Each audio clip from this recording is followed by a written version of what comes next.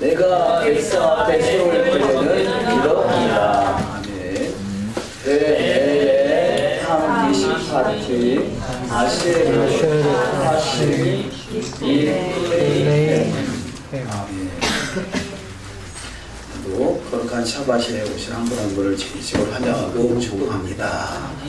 특별히 또 이번 돌아오는 주간이 또 구정 음력으로 또 신년을 맞이하게 됐습니다. 이 신년을 맞이해서 새해 복 많이 받으세요.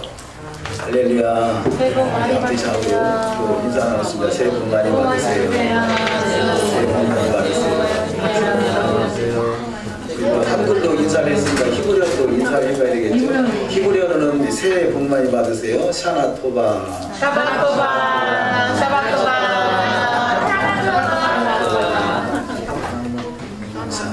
신년이 많아서 좋아요. 구약에 성경 속에 신년이 2번이고 또 대한민국 신년이 2번이고 4번이고 우리는 또 샤밧이 또 신년이죠. 그래서 샤밧도 신년이고요. 매일매일이 사실은 신년이에요. 매일매일 새롭게 거듭나는 거죠. 우리가 하늘나라에 기록되는 거듭남은 다 이례적인 사건이지만 그러나 우리 삶의 신년은 날마다 이루어지는 것이다. 그래서 날마다 새롭게 거듭나는 저와 여러분이 또 되실 줄 믿습니다. 새롭게 거듭나게 하는 것이 그 말씀인 거죠. 그래서 우리가 늘 주야로 묵상하라 그러잖아요. 주야는 낮이고 밤이고 말씀을 묵상하라. 우리가 그 알리아 큐피는 매일 하루의 말씀이라면 성경은 하루가 부족하다는 거지. 우리 아침에 낮에도 거듭나고 저녁에도 거듭나고 말씀을 통해서 자신을 점검하고 깨닫는 시간이 거듭나는 시간이에요. 그래서 우리는 날마다 시간마다 분초마다 거듭나는 은혜가 있어야 될 줄 믿습니다. 우리는 이 세상 시스템에 발을 디디고 있기 때문에요. 이 세상은 끊임없이 하나님의 그 말씀에서 벗어나게 미혹하는 것이 세상인 거죠. 그래서 우리 그것을 누냐 시야로 그 어떤 쥐하로 분초로 깨어있지 않으면 어느 순간에 말씀에서 벗어날 수 있고요. 그래서 하나님의 은혜는 말씀을 기억나게 하고 말씀이 마음간에 새겨져서 말씀이 이루어지는 것, 이게 가장 큰 축복이고요. 그래서 그 안에서 우리는 거하는 것, 이것이 바로 주야로 묵상하는 것이죠. 말씀이 저와 여러분의 삶 속에서 묵상되셔서 그야말로 그 말씀이 실제되신 주님과 날마다 교통함을 이루시고 주님이신 그 생수가 내 입에서 흘러넘치는 복된 여정이 다 되실 줄 믿습니다. 나를 믿는 자는 내 입에서 생수가 흘러넘치리라 그러잖아요. 이것은 너에게 받을 성령이라 이렇게 말씀하시고 성령 충만한 인생은요 말씀이 늘 내 안에서 생수의 강이 흘러가고 그 생수가 흘러가는 곳에는 반드시 이 발목까지 무릎까지 허리까지 창일해져서 열매를 맺는 신앙이 되는 아주 귀한 축복이 있습니다. 오늘은 특별히 우리 출애굽기 21장 1절에서 24장 18절 안에 너무너무 중요한 사건이 이 속에 기록되고 있습니다. 그것이 뭐냐면 오순절이라는 거죠. 오순절. 우리가 구약에 있는 말씀은 계시되는 말씀이고 신약에서는 계시가 성취되는 말씀이다. 이렇게 표현할 수 있겠습니다. 구약에서 예수라는 단어가 없지만 성경 토라 전체가 다 예수를 말하고 있잖아요. 그러면 그분이 바로 신약에서는 실제로 오시는 것, 그래서 구약과 신약만 가지고도 안 되고요. 구약만 가지고도 안 되고 구약과 신약이 짝을 이루는 것이죠. 그렇듯이 구약의 전체가 다 예수를 말하고 있다면 신약은 바로 그 계시된 예수가 실제로 오신 사건이 바로 신약의 사건이라 할 수 있는데요. 그렇듯이 우리가 신약에서 오순절 그러면 성령 강림절 너무 중요하게 인식하고 있단 말이죠. 그래서 오순절 성령 강림을 아주 중요하게 여기고 얼마나 그 오순절 성령 강림이 중요하면 오순절 교단이 있겠어요. 오순절 교단. 성령 운동하는 그런 특히 성령 운동에 초점을 맞춰져 있는 교단이 오순절 교단이다 그러죠. 우리는 보통 오순절 교단 그러면 순복음교회를 이렇게 생각할 수 있습니다만요. 오순절 교단하면요, 원래 감리교도 오순절교, 감리교, 성결교회, 순복음교회, 복음교회 이런 성령운동하는 교단이 다 오순절 교단이에요. 오순절 교단의 흐름을 타고 있다 할 수 있겠죠. 그래서 오순절 교단, 그래서 이 오순절 교단은 성령 강림을 아주 중요하게 여기고 우리가 성령 충만함을 받는 것을 아주 또 중요하게 여기지.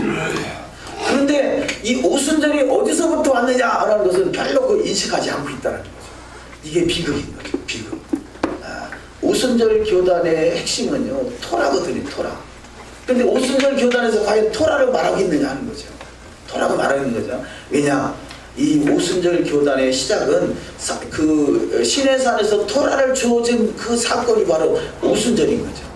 물론 구약에서는 오순절이라는 단어가 없습니다. 구약에서는 초실 6월절, 무교절, 초실절 1월 16일부터 50일째 되는 날, 이 날을 그 77절. 왜냐면 7주가 한 주가 7번, 7주가 그러니까 한 주를 7일인데 그 7일이 7번 돌아간다. 그래서 계속 반복된다. 그래서 77에 49. 그 다음 날이 바로 77절이다. 그래서 그 다음 날이 바로 시내산에서 토라를 수여한 그런 절기다. 그래서 77절.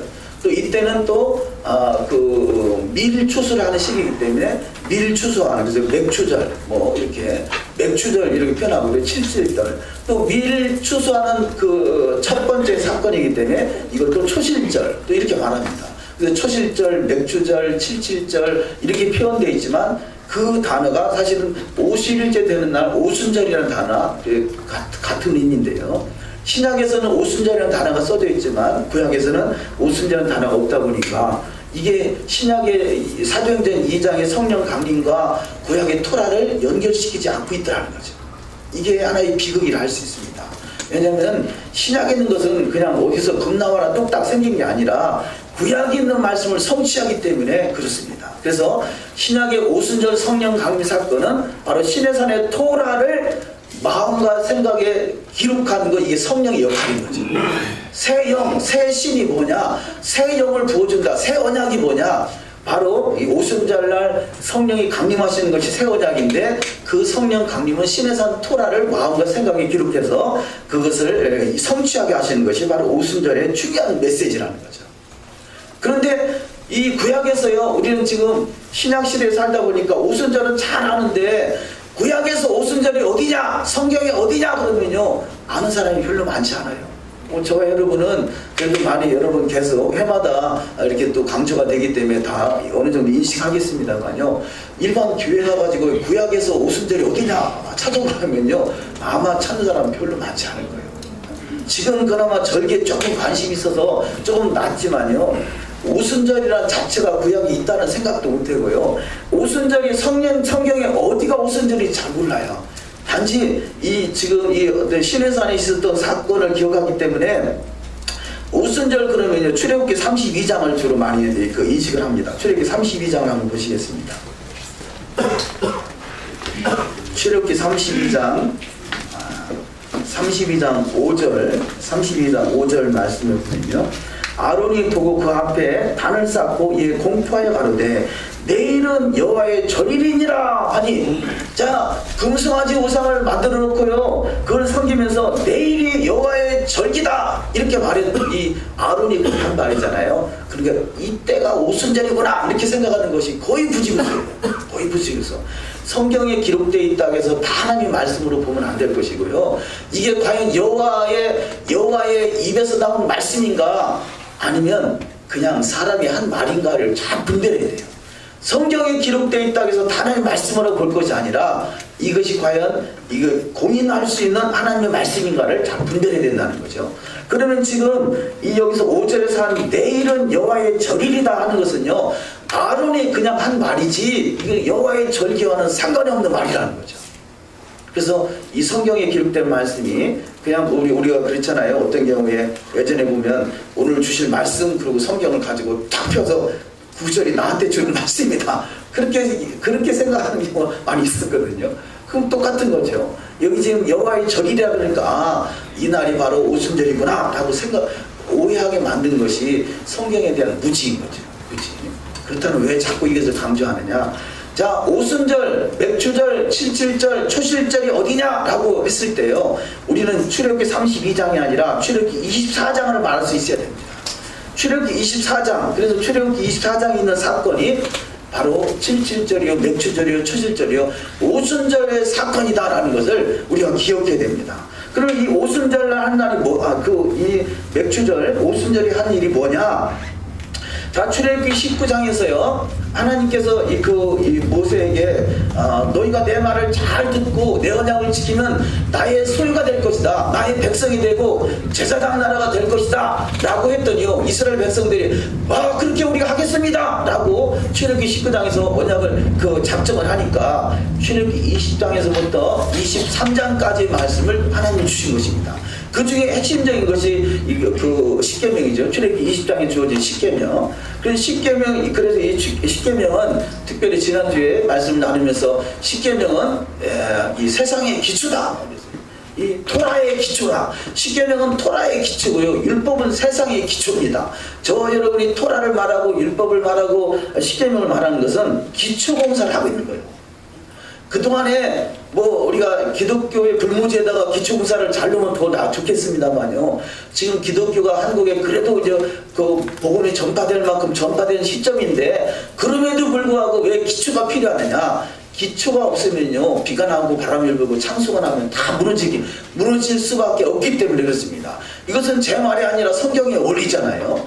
우리가 어쨌든 이 신약은 하나의 건물이라고 할 수 있다면, 구약은 기초란 말이에요. 기초는 보이지 않아요. 그런데 보이지 않는 기초가 잘못되어지면 다 무너진다는 거죠. 우리가 예배 때마다 끊임없이 십계명을 말하는 것은, 우리가 선포하는 것은 기초이기 때문에 그렇습니다. 기초의 토대 위에 잘 놓여질 때 굳건한 반석이 되고, 그것이 바로 하나님 나라가 온전해지는 축복이 있을 줄 믿습니다. 그래서 출애굽기 24장은 이것이 바로 오순절 사건이다. 그래서 20장에서부터 23장까지 하나님이 말씀을 주시고요, 그 말씀을 기록하는 거죠. 그래서 그 말씀을 기록하는 말씀, 그래서 24장 4절에 보면 모세가 여호와의 모든 말씀을 기록하고, 이 기록한 것은 돌판에 기록한 것이 아니라 두루마리에 기록한 것이죠. 기록하고 이른 아침에 일어나 산 아래 단을 쌓고 이스라엘 12지파대로 12기둥을 세우고 이스라엘 자손의 청년들을 보내어 번제와 서로 화목제를 여호와께 드리게 하고, 모세가 피를 취하여 반은 여러 양푼에 담고 반은 단에 뿌리고 이렇게 언약서를 가져 백성에게 낭독하여 들리매 그들이 가로되 여호와의 모든 말씀을 우리가 준행하리이다 이렇게 말하는 것이요. 그래서 출애굽기 19장에서 여호와의 말씀을 준행하리이다 말씀하옵소서 했더니 20장에서부터 23장까지를 주신 거고요. 그 말씀을 기록해서 그 기록된 말씀을 가지고 7절입니다. 언약서를 가져 백성에게 낭독하여 들리매 그들이 가로되 여호와의 모든 말씀을 우리가 준행하리이다. 모세가 그 피를 취하여 백성에게 뿌려 가로되 이는 여호와께서 이 모든 말씀에 대하여 너희와 세우신 언약의 피니라. 아멘. 자, 여호와의 말씀은 가감된 말씀이 아니라 지금 8절 끝에서 이 모든 말씀에 대하여 너희와 세우신 언약의 피다 말씀합니다. 예수의 피는요, 이 모든 말씀에 대한 언약인 것이죠. 그래서 이 모든 말씀을 가지고 언약을 맺으면서 짐승을 잡고 그 피를 뿌리고 제단에 피를 뿌리고 이렇게 예식을 행하고 또 하나님 앞에 먹고 마셨더라 그렇죠. 11절 하나님이 이스라엘 존귀한 자들에게 손을 대지 아니하셨고 그들은 하나님을 보고 먹고 마셨더라. 그래서 이 예배는요, 말씀이 있고 그 다음에 언약의 피가 있고 예수의 피가 있는 거죠. 그 다음에 먹고 마시는 것이 있어요. 우리가 그래서 유대적인 그 예배는 항상 예배 속에는 먹고 마시는 일이 있죠. 유월절 세대에도 먹고 마시는 일이 있고요. 에레모 샤바에도 먹고 마시는 일이 있고, 그 먹고 마시는 것도 예배예요. 예배 하나의 순서인 거죠. 이게 공동체죠. 하나가 됐다는 거죠. 하나가 됐다는 거죠. 그래서 우리는 주님 안에서 하나가 된 것입니다. 할렐루야. 먹고 마시는 것이죠. 우리가 육신의 형제는 육의 피는 통하지만요, 사실 먹고 마시는 일이 별로 없잖아요. 1년에 몇 번 만나기 쉽지 않을 거예요. 근데 우리는 수시로 먹고 마셔. 얼마나 가까운 사이냐고요. 이게 우리가 육적으로 보면, 우리 영적으로 볼 수 있으면요, 얼마나 이 먹고 마시는 것이 가까운 사이. 유대인들은 그래서 같은 공동체가 아니면요, 먹고 마실 수가 없어요. 먹고 마실 수가 없어요. 그렇기 때문에 같이 먹고 마신다는 것은 하나가 됐다는 것을 선포하는 것이죠. 그래서 먹고 마시는 것이 참으로 중요한 거. 마음에 안 드는 사람하고 같이 먹고 마시려고 그거 좀 맛이 있겠어요. 근데 한 공동체로 한 피를 나누고 한 예수와의 피와 예수와의 살을 나누는 공동체라는 것이 얼마나 소중한 일인가. 그래서 여기에는 말씀이 있고 피가 있고 가서 공동체가 있고 먹고 마시는 것이 있고 이 예배가 완성된 거죠. 바로 이 사건이 오순절의 언약 사건인 거죠. 오순절 언약. 그리고 우리는 자신 있게 자 그 구약에서 오순절이 어디냐 그러면 출애굽기 24장 이렇게 말할 수 있어야 돼요. 말씀 언약이 있고 피가 있고 식사가 있고 주님과 얼굴을 대면하잖아요. 주님의 얼굴을 대면하고 식사가 있고 이것이 예배의 모습이다 할 수 있겠습니다. 그래서 우리가 이 출애굽기 24장은 너무 중요한 사건인 것이고 이 중요한 사건이 사도행전 2장에서 성령으로 강림했다는 것은 이스라엘 백성들이 이 중요한 언약을 마음과 생각이 기록하지 못하고 말씀으로 살아내지 못하기 때문에 저들이 결국은 이혼당할 수밖에 없었잖아요. 택함받은 저들이 이혼당할 수밖에 없었던 이유는 말씀이었기 때문에 말씀을 잊어버렸거나 말씀을 가감하거나 그래서 저들에게 다시 언약을 맺게 하기 위해서 예수께서 오셨고 예수와의 피로 언약을 맺어졌고 언약을 맺었다면 다시 그 말씀이 주어진 건데 그 말씀을 스스로 지킬 수 없기 때문에 바로 예수와의 피, 성령의 강림으로 말미암아 마음과 생각의 토라를 기록해서 그 언약 백성다운 삶을 살게 하시는 것이 바로 이 구약과 신약의 전체의 맥이라 할 수 있겠습니다. 이 흐름 맥을 잘 잡으시고 우리는 1.1획도 가감되지 않는 여호와의 말씀이 진행되는 은혜가 있으시기를 주의 이름으로 축원합니다. 우리 어제 에러브 샤밧을 우리가 은혜 가운데 잘 드리고요. 이 조현 전사님이 변승호 목사님 설교를 끼워 올려주셨더라고요. 저도 이렇게 쭉 들었는데요. 변승호 목사님 설교를 들으면서 예전보다는 토라에 대해서 율법에 대해서 많이 좀 인식이 새로워졌구나. 그분이 원래 주장하는 내용이요. 지옥 가는 크리스찬들 뭐 이런 책이에요.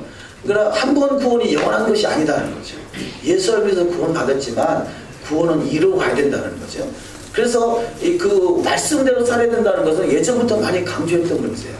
그런데 그분이 율법에 대해서 말하기 시작했다는 거죠. 율법에 대해서 말할 때 그도 아주 정확하게 말씀하시더라고요.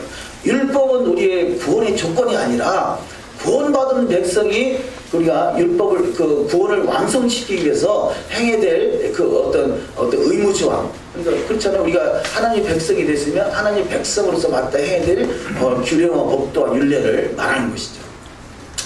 자, 이렇게 율법에 대해서 말하기 시작하는 것을 볼 때 예전보다는 율법에서 가까워졌구나 이렇게 생각하는데요. 그러면서 한편으로는 마음이 조금 짠한 것이에요. 그분이 원래 변승호 목사님이요, 부천 제자공동체교회 에프라임 목사님을 아주 좋아했어요. 아주 좋아했었거든요. 그래서 항상 설교 때도 많이 인용을 하고 했었거든요. 근데 에프라임 목사님이 이 토라를 깨닫고 변승호 목사님 만나서 상의를 했었어요. 말씀을 나눴어요. 몇 시간을 대화를 나누는데 율법에 대해서 도저히 이분이 받아들이지 못하고, 그래서 그 변승호 목사님 교회에서 운영하는 사이트에다가 율법 이 메시아닉 교회에 대해서 부정적인 글을 막 엄청나게 올렸었어요. 설교 중에서 했었고. 그런데 그랬던 그분이 몇 년 사이에 많이 율법에 대해서 새롭게 인식하게 됐는데요. 그 얘기를 들으면서 7, 8년 전에 깨달았으면 얼마나 좋았겠어요. 근데 뭐 이제 와서 깨닫는 것도 은혜지만 그럼 깨달았으면 그동안에 그만큼 율법에 대해서 부정적으로 말하고 또 율법을 말하는 사람은 잘못됐다고 말했던 것은 어떻게 할 거예요? 누구보다 신앙생활을 잘하고 말씀대로 살아야 강조했던 분이 한 사람을 매도한 거잖아요. 매도했던 그 시간들을 어떻게 책임질 거냐. 그러면 그걸 공개적으로 사과를 해야 되지 않겠어요? 우리가 그렇다는 거죠. 이 준 설교 내용 속에 보면 큰 교회 목사들 지옥 갈 사람 많다 그런 얘기 많이 하더라고요.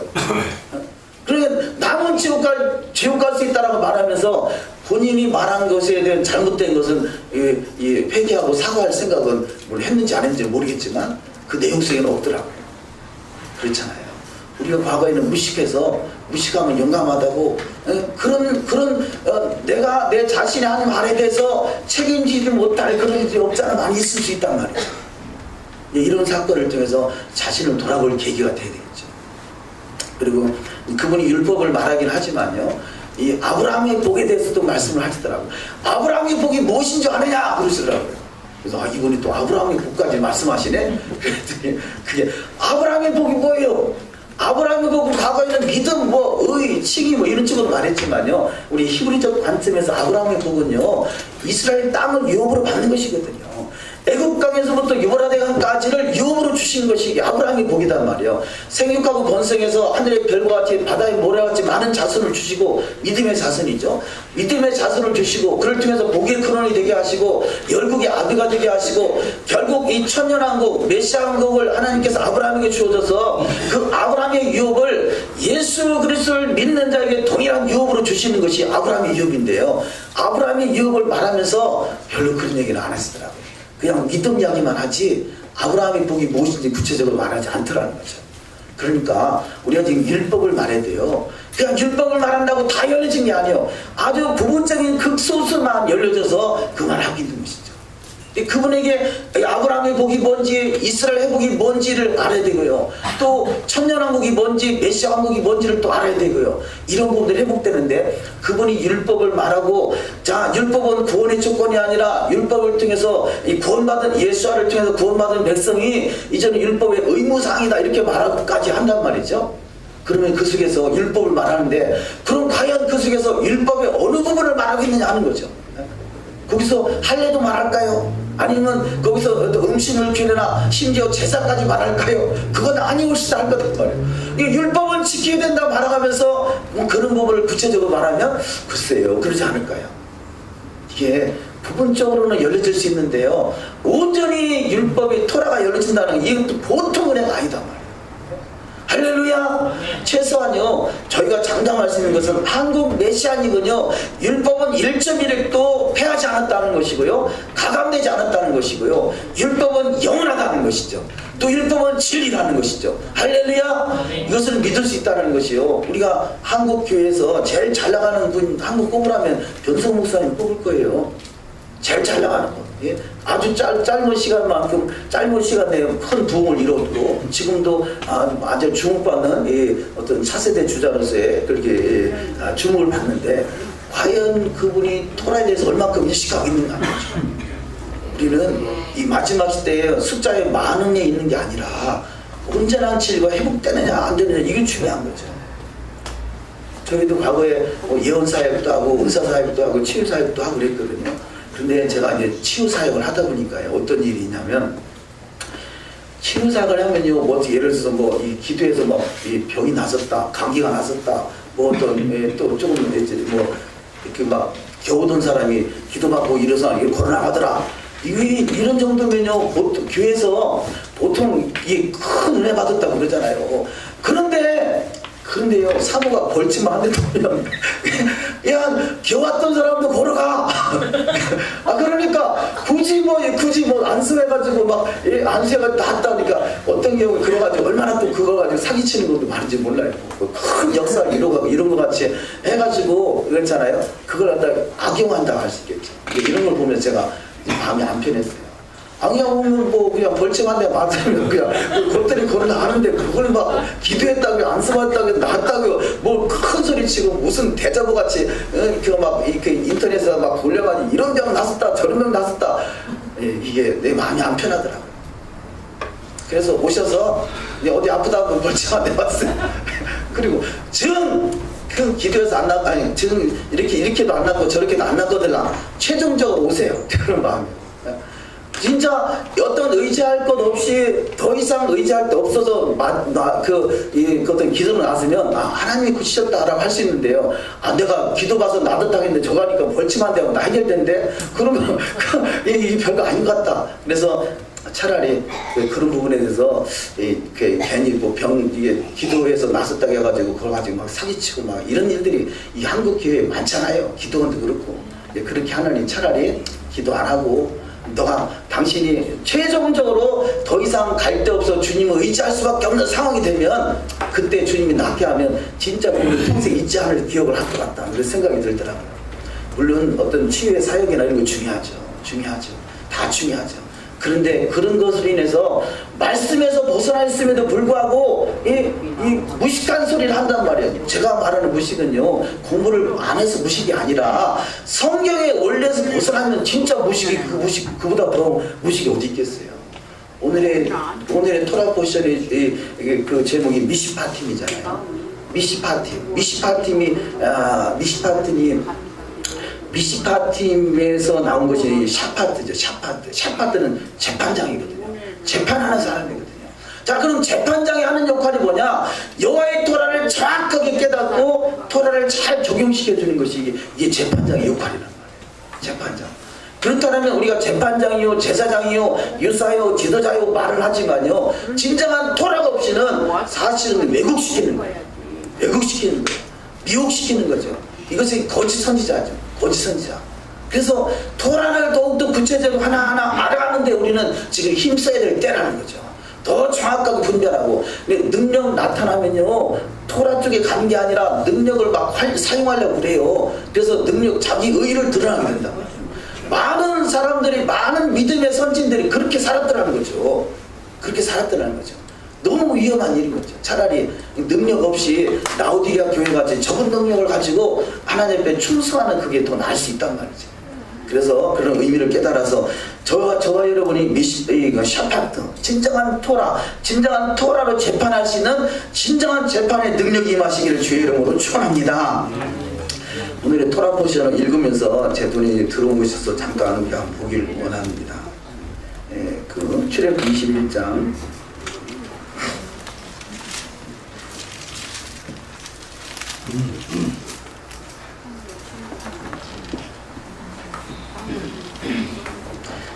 그 어떤 살인일에 대한 그 어떤 이 사람을 쳐 죽인 사건이죠. 출애굽기 21장 13절, 12절, 13절을 보시면요, 사람을 쳐 죽인 자는 반드시 죽일 것이나 만일 사람이 계획함이 아니라 나 하나님이 사람을 그 손에 붙이면, 자, 사람을 쳐 죽인 사건이 있어요. 그런데 내가 고의로 너 죽일 거야 해서 쳐 죽이는 사건도 있을 수 있는가 하면, 여기는 그 사건이 아니라 13절, 만일 사람이 계획함이 아니라 나 하나님이, 하나님 자신을 말하는 거잖아요. 나 하나님이 사람을 그 손에 붙이면, 어떤 사람이 우연찮고 나무를 패려고 도끼를 들어서 나무를 딱 찍었는데 이 도끼자루가 빠져가지고 저 앞에 있는 사람을 탁 쳐서 죽었어. 이것은 이 사람이 죽이려는 의사가 없었잖아요. 그런데 어떻게 됐어요? 여기 보니까 나 하나님이 사람을 그 손에 붙인 거라는 거죠. 우연이 아니라는 거죠. 하나님의 계획 가운데 있다는 거죠. 물론 살인하지 마라, 간음하지 마라. 살인하는 것은 내가 죽이려고 작정한 그건 살인이죠. 그런데 이 사건은 똑같이 사람을 죽였지만 내가 죽일 마음이 있는 게 아니라 부주의에 잘못해서 사고가 났단 말이죠. 이 사건 또한 나 하나님이 사람을 그 손에 붙였다는 거예요. 그 사람을 붙였다는 거죠. 그래서 이 사람에게는 피할 길이 예비되어 있잖아요. 그러니까 이 말씀을 우리가 이해할 수 있다라면요, 진정한 재판자가 돼서 이해할 수 있다라면, 우리가 보통 그러잖아요. 예를 들어서 여호와의 증인, 손 모시기가 여호와의 증인이라고 그러더라고요. 그 여호와의 증인은 뭐예요? 살인하지 말라. 그래서 나는 살인 안 하겠다. 그래서 군대 안 가는 거잖아요. 이것이 과연 성경을 제대로 이해했느냐 하는 거죠. 성경을 제대로 판단했는가 하는 거죠. 우리가 이 이스라엘에 끊임없이 전쟁이 있잖아요. 근데 전쟁인데 살인하지 말라 그래서 그럼 맨날 다 죽으면 이스라엘 자체가 안 남아있겠죠. 하나님이 돌보시고 하나님 인도하시, 하나님 섭리 가운데 있는 그런 어떤 사건도 있을 수 있는가 하면 고의적인 사건도 있을 수 있는 거죠. 이런 것을 재판하는 것이 재판장의 역할인 거죠. 바르게 재판하고 판단하는 것, 그래서 바르게 분별하는 것이 너무 중요한 것이고, 그래서 우리가 가장 핵심에 맞춰야 될 것은, 자, 능력도 중요하지만요, 능력보다 더 중요한 것은 말씀을 정확하게 분별해서 잘 판단해서 그 말씀을 잘 적용시키는 것. 이게 재판장의 역할이고, 마지막 때 우리가 주님의 나라에서 해야 할 역할이고, 이 왕같은 제사장의 사명인 것이죠. 그래서 말씀을 잘 분별할 수 있는 영적 분별력이 있으시기를 주의 이름으로 축원합니다. 이 또한 하나님의 성령의 역사가 없이는 우리가 깨달을 수 없는 거죠. 그래서 이 신약에 와서 그러잖아요. 살인하지 말라 하는 말을 너희가 들었으다. 그렇게 말하는 것은요. 자, 이런 그 구절 속에 하나님의 어떤 메시지가 있는 것인데, 그런 것들을 무조건 어떤 단적으로만 적용을 시키다 보면 큰 오류를 범할 수 있다는 것입니다. 그래서 하나님이 사람을 그 손에 붙임으로 인해서 나타나는 어떤 죽음도 있을 수 있다는 거죠. 그래서 우리가 그런 성경을 또 정확하게 잘 이해할 수 있는 영적인 안목이 있으시기를 주의 이름으로 축원합니다. 미시파 팀에 대해서 잠깐 또 우리 공부를 하도록 하겠습니다. 우리 이번 주 토라 포션이 18번째죠.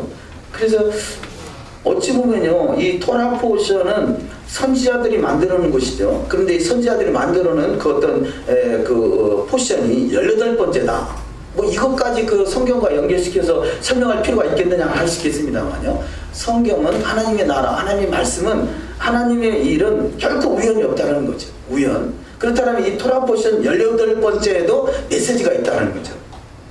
히브리어 18, 히브리어 수치가 18인데요. 18이라는 단어를 가지고 있다가 카이, 생명이라는 뜻을 가지고 있고요. 또 동일한 18이라는 단어의 수치가 하타, 죄라는 단어가 또 바로 18이라는 수치를 가지고 있습니다. 그래서 우리의 인생 속에는요, 생명의 길이 있고 사망의 길이 있다는 거죠. 에덴 동산에서부터 시작되는 거잖아요. 자, 생명과는 생명의 길이고 선악과는 사망의 길인 거죠. 자, 에덴 동산은 생명이 있는 곳이에요. 에덴 동산은 아마 영생하는 곳이라 할 수 있겠죠. 그곳에도 바로 사망의 길이 있고 생명의 길이 있다는 것입니다. 우리가 예수를 믿은 길은요, 생명의 길이잖아요. 이 생명을 받은 우리가 그래서 새 생명으로 거듭났다 하지 않습니까? 자, 믿는 자가 새 생명으로 거듭났다 할지라도 그 앞에는 생명의 길과 사망의 길이 놓여 있다는 거죠. 이것이 바로 토라를 통해서, 토라를 준하는 것은 생명의 길이요, 토라를 거역하는 것은 사망의 길인 것입니다. 그래서 생사화 목이 너희 앞에 놓여있다 하지 않습니까? 우리는 생명의 길, 토라의 길, 말씀의 길을 따라가는 저와 여러분이 되어야 될 줄 믿습니다. 그래서 여호와의 율법인 토라는 결혼 언약서로 잘 지키면 생명이요, 그것을 어기는 것은 사망의 길이다. 신명기 30장 19절을 읽습니다.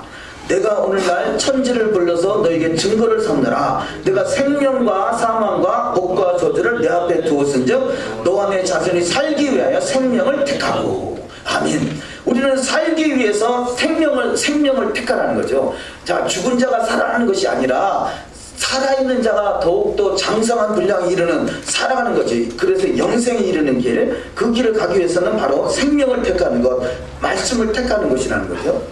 미시파팀이라는 단어가 미시파팀 미시파팀의 특징이, 자, 중간에 샤파트인데요. 샤파트 앞뒤로 앞에 맴 뒤에 맴이 이렇게 쌓여져 있죠. 그래서 열린 맴으로 시작해서 닫힌 맴으로 끝납니다. 근데 맴은 이 맴은 혼돈과 물과 연결된 단어인데요. 태아를 상징하기도 하죠.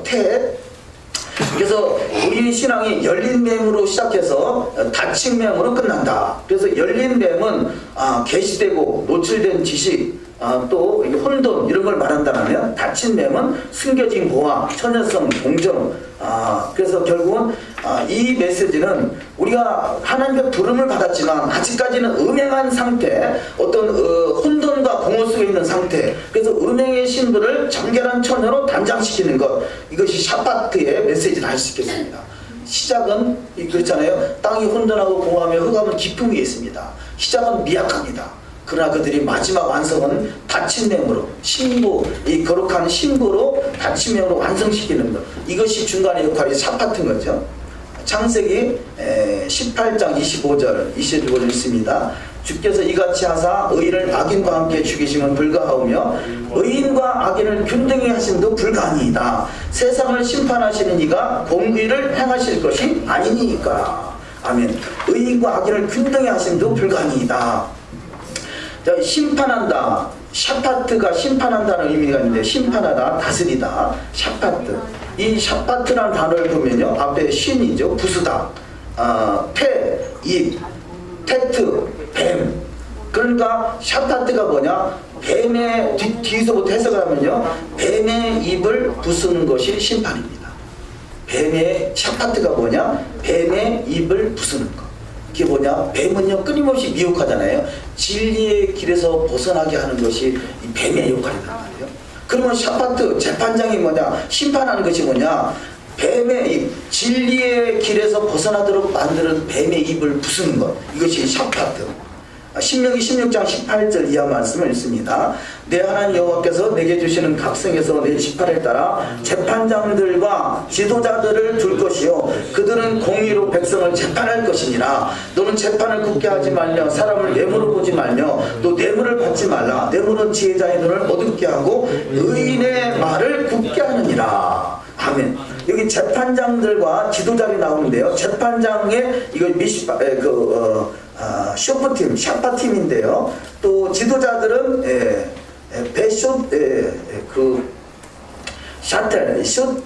쇼트림은 다른데 재판장은 이 뱀의 입을 부순다라고 설명을 드렸습니다. 근데 그 쇼트림 지도자는 뭐냐? 쉰과 테트와 레신이다. 그러니까 레신은 머리고 테트는 뱀이라면 쉰은 부수다. 그러니까 지도자가 뭐냐? 뱀의 머리를 부수는 자가 지도자입니다. 뱀의 머리를 부수는 자, 이것이 지도자인 거죠.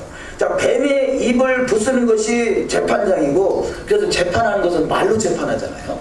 말로 재판해. 뱀의 입을 부수는 것, 이거 재판하는 것이고, 뱀의 머리를 부수는 것이 지도자다. 저와 여러분은 바로 이 토라의 지도자를 세워지는 축복이 있는 줄 믿습니다. 그래서 뱀의 머리를 부수는 자죠. 뱀의 머리를. 그래서 창세기 3장 15절이 복음이라고 그러잖아요. 최초의 복음이라고 그러죠. 뱀에게 뱀에게 말할 때 너는 창세기 3장 15절에서 내가 너를 여자의 원수가 되게 한다 그러면서요. 또 여자의 자손이 뱀의 머리를 상하게 할 것이다. 그렇죠? 뱀의 머리를 상하게 한다. 그래서 지도자는요, 바로 토라를 배우고 토라가 새겨져 있고 토라를 가지고 재판하는 자는 바로 위대한 지도자, 왕 같은 제사장이죠. 이들은 바로 뱀의 머리를 부수는 자인데 무엇을 가지고 뱀의 머리를 부수느냐? 여호와의 말씀을 가지고 부수는 거죠. 여호와의 말씀을 가지고 뱀의 머리를 부수는 자. 그래서 우리는 샤파트 재판장, 샤텔 지도자. 그래서 진정한 지도자, 뱀의 머리를 부술 수 있는 진정한 지도자가 되시기를 주의 이름으로 축원합니다. 네. 그러려면 여호와의 토라의 말씀이 1.1도 가감되지 않는 토라의 말씀이 네 안에 있어야 되지 않겠어요? 우리가 재판장이 그야말로 법도 모르고 어떻게 재판할 수 있겠어요? 마찬가지로 하나님의 법, 하나님의 토라가 우리 가운데 있을 때, 하나님의 토라를 가지고 재판할 때 뱀의 입을 부수고 뱀의 머리를 깨트리는 역사가 일어날 줄 믿습니다. 네. 오늘의 토라 포션이 우리 미시파팀, 그런데 미시파팀, 우리가 보통 토라는 토라가 세 가지로 구분이 되어 있는데요. 세 가지가 미시파트, 후카, 이렇게 세 가지가 있습니다. 미치바가 단수면 미츠보트는 복수죠. 그래서 그 613가지의 토라다 그 말은 613가지의 명령이다, 613가지의 미츠보트다 이렇게 말할 수 있습니다. 그래서 근데 이 미츠보트가 613가지 이 미츠보트 중에서 오늘의 토라 포션에서 무려 53개나 있다는 거죠. 53개. 그래서 이번 주 토라 포션이 오순절이 있는 것도 중요하겠습니다만 53개의 미츠보트가 있을 만큼 토라 포션이 중요한데요. 53이라는 숫자는 히브리어 수치를 계산하면 에벤이라는 거예요. 에벤, 반석, 재단. 에벤, 반석, 재단. 여기서 나온 어원이 바나입니다. 바나. 이것은 세우다라는 뜻이에요. 세우다. 토라는 우리를 굳건한 반석 위에 세우는 것이죠. 세워지는 것입니다. 굳건한 반석 위에 든든하게 세워질 수 있는 하나님의 나라가 되어야 될 줄 믿습니다. 53번째, 유대인들은 별거 다 연구하죠. 53번째 토라 말씀이 보니까 창세기 2장 22절입니다. 한번 읽어보십니다. 여호와 하나님이 아담에게서 취하신 그 갈빗대로 여자를 만드시고 그를 아담에게로 이끌어 오시니. 아멘. 그래서 토라 반석 위에 세워진 그 토라의 말씀이 결국은 아담에게로 이끌림을 받는 자. 첫 번째 아담이 완성된 아담이 예수하잖아요. 바로 토라의 반석 위에 세워진 자는 예수께 이끌림을 받는 것이죠. 이것이 완성이다 할 수 있습니다. 그래서 미시파 팀은 신부들을 만드시기 위해서 하나님이 세우시는 것이다. 봐라, 세우시는 것이다. 그래서 잘 세워지시는 이것은 세우다. 이것은 마치 깃발을 들다. 깃발을 굳게 세우다. 여호와 니시 깃발이죠. 깃발. 그래서 잘 세워지는 이 반석 위에 여호와의 토라 말씀으로 잘 세워지는 복된 여정이 되시기를 주의 이름으로 축원합니다. 오늘은 조금 늦게 시작도 했습니다만요. 오후에 수업이 없으니까 조금 더 말씀을 나누도록 하시겠습니다. 두 번째, 엘리야형으로 가정과 땅을 회복하자. 첫 번째는 예수께서는 여호와께서 정하신 시간과 장소에 오십니다. 그것이 시간과 장소. 하나님은 먼저 장소를 정한 게 아니라요, 시간을 정하셨어요. 그래서 하나님이 원하시는 건 먼저 시간의 성수를 원하죠. 그 다음에 시간의 성수가 온전히 이루어지지 않기 때문에 공간의 성수를 정한 것이죠. 공간의 성수가 성전이고요, 시간의 성수는 샤밧이에요. 샤밧은 시간의 성수예요. 근데 시간의 성수를 통해서 주님을 만나면 더 좋겠는데 사람들이 깨닫지 못하니까 공간의 성수까지 합해서 시간의 성수와 공간의 성수를 합쳐는 것이 절기인 거죠. 절기는 시간의 장소에서 정한 시간에 주님을 만나는 것이죠. 그래서 가장 중요한 것은 주님을 만나는 것이고, 그 주님을 만나는 장소가 에덴인데 에덴에서 쫓겨남으로 이 땅에다 시간의 성수와 공간의 성수를 만들어 놓으셨습니다. 이것을 모에드다, 절기다. 첫 번째, 예수께서는 정해진 장소 감람산으로 다시 오시게 됐다. 시간의 장소, 시간의 공간을 이미 정해 놓으셨죠. 또 두 번째, 열방의 복음이 증거되면 마지막 때가 될 것입니다. 마태복음 24장 14절, 이 천국 복음이 모든 민족에게 증거되기 위하여 온 세상에 전파되리니 그때야 끝이 오리라. 아멘. 모든 민족에게 증거되는 것, 때가 끝이다. 그래서 지금이 마지막 때라 그러죠. 마지막 때라. 세 번째, 이스라엘의 예수가 전해지고 회복되면 다시 오실 것입니다. 마태복음 23장 39절, 내가 너희에게 이르노니 이제부터 너희는 찬송하리로다. 주의 이름으로 오시는 이여 할 때까지 나를 보지 못하리라 하시니라. 아멘. 두 번째, 마음과 몸의 할례를 받은 이방인이 성수에 들어갈 자격을 얻는 것을 성경이 증거하고 있습니다. 이방인이었던 백부장, 그가 예수에게 큰 믿음을 인정받는 사람이 된 것을 볼 수 있습니다. 누가복음 7장 5절 이하 말씀, 그가 우리 민족을 사랑하고 또 우리를 위하여 회당을 지었나이다 하니 그러므로 내 자신이 주께 나아갈 자격도 없는 줄 생각하였은즉 오직 한 말씀만 하옵소서, 그러면 내 종이 낫겠나이다. 이스라엘에서 이렇게 큰 믿음은 내가 결코 보지 못하였노라 하시니라. 예, 조상 누가복음이나 사도행전이 되겠죠. 그래서 지금 이 백부장, 이방인 백부장이 큰 믿음을 가졌다. 우리가 이스라엘 백성도 큰 믿음이라고 인정받지 못할 수 있음에도 불구하고요, 이방인에게 큰 믿음을 인정받을 수 있는 것을 볼 수 있습니다. 지난주에 가이 코헨이란 이스라엘 악부 지역에서 목회하시는 가이 코헨 제사장 집사인데요. 그분이 예수를 믿게 되고 목회자가 되신 분이 한국에 오셔서 공항에서 약간 좀 대면할 기회가 있었습니다. 근데 이제 그분하고 나하고 이렇게 보니까 그분은 수염을 길렀고요. 이 모자, 키파 대신 모자를 썼는데 찌찌들 안 붙였더라고요. 나는 모자도 안 쓰고 수염도 안 길렀는데 나는 찌찌들을 붙였어. 그러니까 서로 쳐다보는 거예요. 당신이 찌찌도 안 했네요. 당신은 키파도 안 쓰고 수염도 안 길렀네요. 그런 거죠. 그래서 근데 찌찌들을 보면서 이거는 코시가 아닌데요, 그러더라고요. 유대인의 찌찌트는 옷에 붙어야 된다는 거죠. 옷에 이렇게 붙이는데 우리는 지금 옷에가 아니라 협대춤에다 이렇게 붙였는데, 그래서 그렇습니까? 그래서 나중에 기회가 나면 옷에다가 붙인 찌찌들을 붙이도록 하겠습니다. 그랬는데요. 이게 서로 보완하는 거죠.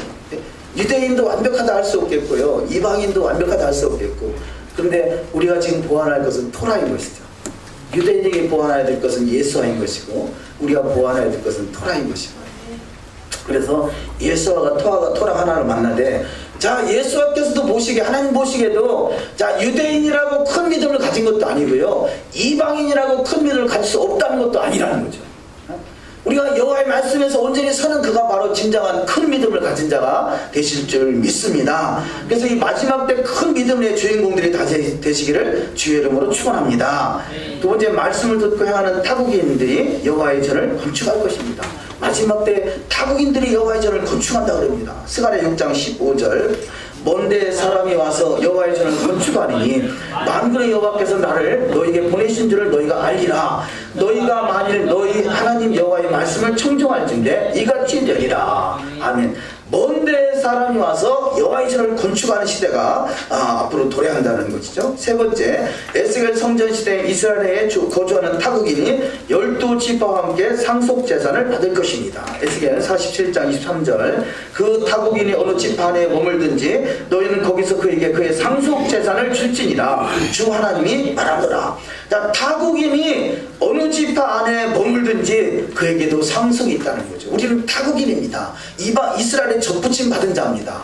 이스라엘 접붙임 받은 자가 바로 상속 재산을 받을 수 있는 특권이 있는 것을 동일하게 유대인들과 동일한 상속이 있는 것을 볼 수 있습니다. 네 번째, 마음이나 육체의 할례를 받지 않으면 성소에 들어갈 자격이 없습니다. 에스겔 44장 9절, 나 주 여호와가 말하노라. 이스라엘 족속 중에 있는 이방인 중에 마음과 몸의 할례를 받지 아니한 이방인은 내 성소에 들어오지 못하리라. 아멘. 자, 마음과 몸의 할례를 받지 않은 이방인은 바로 주님 다시 오실 나라 메시아 왕국의 성소에 입성을 못한다 하십니다. 근데 마음과 몸의 할례를 받은 이방인은 성소에 들어갈 수 있다는 말씀이죠. 세 번째, 광야의 물이 또 사막에 시내가 흐르며 이스라엘이 마지막 때 회복되는 때가 되는 것이죠. 누가복음 7장 22절 이하 말씀, 대답하여 가라사대 너희가 가서 보고 들은 것을 요한에게 고하되 소경에 보며 안진뱅이가 걸으며 문둥이가 깨끗함을 받으며 귀머거리가 들으며 죽은 자가 살아나며 가난한 자에게 복음이 전파된다 하라. 아멘. 우리는 그래서 하나님 성령의 은사는 능력이라 할 수 있겠고요, 성령의 열매는 토라라 할 수 있겠습니다. 토라를 주는 것은 거룩이죠. 거룩함으로 구별되는 성령의 열매를 맺는 시간입니다. 그래서 여호와의 능력과 여호와의 열매들이, 성령의 열매들이 주렁주렁 맺히는 자가 되릴 줄 믿습니다. 마지막으로 세 번째, 예수와의 친구는 대언의 영입니다. 대언의 영이 뭐냐? 그야말로 여호와의 말씀을 대언하는 것이 예수와의 영이라는 거죠. 저와 여러분 가운데 예수와의 영이 있다면요, 대언의 영이 함께하는 것입니다. 예수와의 대언의 영, 말씀을 증거하고 있다면요, 대언의 영을 함께하는 것입니다. 제가 가이코엔 목사님을 만나서 여러 가지 유대인들은 어떻게 생각하나 몇 가지를 좀 물어보긴 했는데요. 뭐 시간상 많은 걸 좀 물어볼 수는 대화할 수는 없었습니다만요.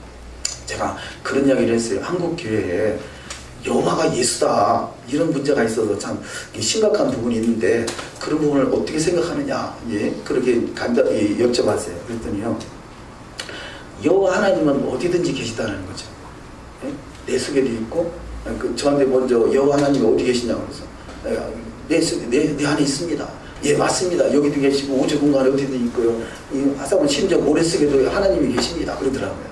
그러면 만약에 그 단수죠. 여호와가 예수다라는 것은요, 단수 그 여호와가 예수다 하면요, 야히드라는 단어를 써야 되거든요. 히브리어로 야히드. 근데 여호와 예수가 근데 성경은 여호와는 야히드라는 단어를 쓰지 않고 에하드라는 단어를 씁니다. 에하드는 복합 단수거든요. 복합, 연합된 하나를 말하는 거죠. 유나이티드, 연합된 하나를 말하는 것이요. 근데 그분이 말이 여호와는 어디나 계신데 그러면 그 여호와가 야히드다?